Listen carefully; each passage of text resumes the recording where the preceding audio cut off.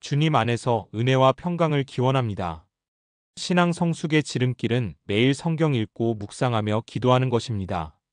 레위기 25장 성경 칼럼. 요절 4절 10절. 제목 안식년과 희년의 놀라운 축복. 열심히 일한 당신 떠나라라는 옛 광고 카피는 지금도 사람의 마음을 설레게 합니다.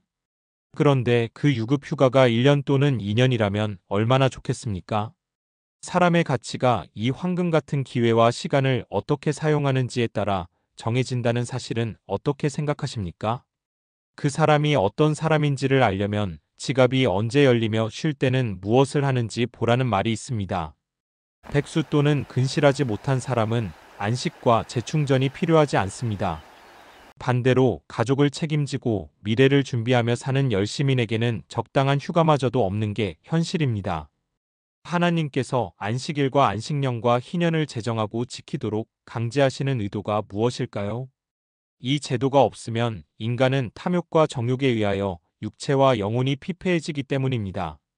레위기 25장에 나오는 7년마다 오는 안식년과 50년째에 지키는 희년의 규례는 하나님의 깊은 자비가 드러나 있습니다. 안식년이 7번째 오는 49년째와 그 다음에 희년은 2년 연속 쉬게 됩니다. 20절부터 21절. 그렇다면 곡식을 미리 3년치를 주시는 것이니 유급 안식이 틀림없습니다. 먼저 안식년의 의미를 살펴봅니다. 안식년에는 농사를 짓지 아니하므로 땅의 자양분을 증가시켜 생산성을 높입니다. 이것은 사람이 안식함으로 인하여 충전의 유익을 얻는 것과 같습니다. 안식년을 통해 이스라엘 백성을 재물에 대한 탐욕으로부터 보호합니다. 이것은 신자가 물질의 종이 되지 않도록 권고하는 것입니다.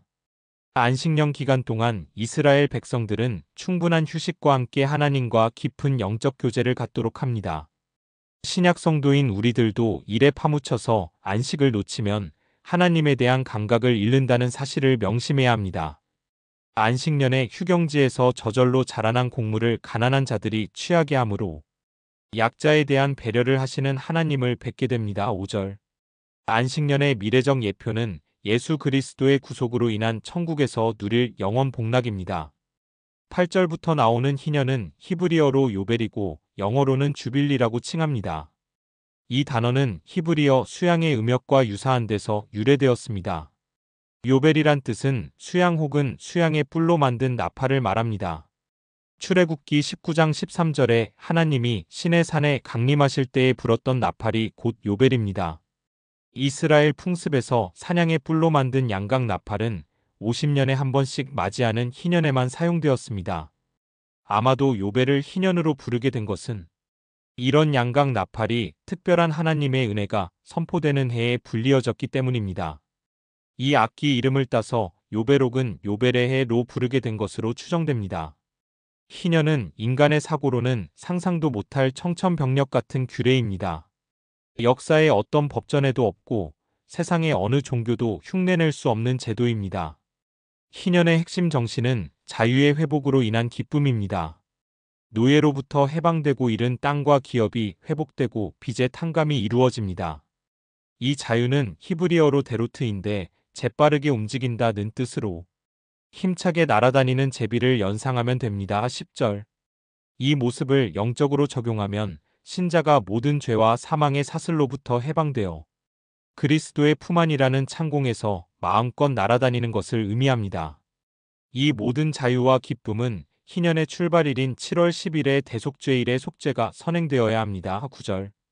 은총의 나팔 소리인 요벨과 함께 주어지는 속죄와 안식과 자유의 희년은 우리와 어떤 관계일까요?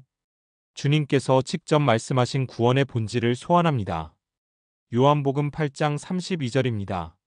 진리를 알지니 진리가 너희를 자유롭게 하리라. 사실과 진실보다 우위인 진리는 영원불멸성의 가치입니다. 진리는 예수 그리스도만이 소유하고 줄 수 있습니다. 진리를 안다는 것은 예수님의 신분과 사역을 믿는 것이고 그 결과가 진정한 자유라는 것입니다. 희년 요벨의 나팔 소리의 최종적 예언은 마지막 날에 성취됩니다. 데살로니가 4장 16절입니다.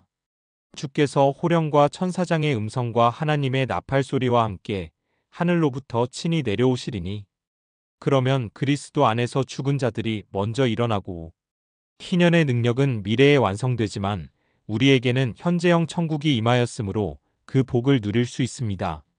마태복음 11장 12절입니다. 세례 요한의 때부터 지금까지 천국은 침노를 당하나니 침노하는 자는 빼앗느니라. 하나님의 주권은 인간의 열심보다 분명히 탁월합니다. 하지만 성경에는 인간의 책임과 열심을 강조하는 내용이 월등히 많습니다.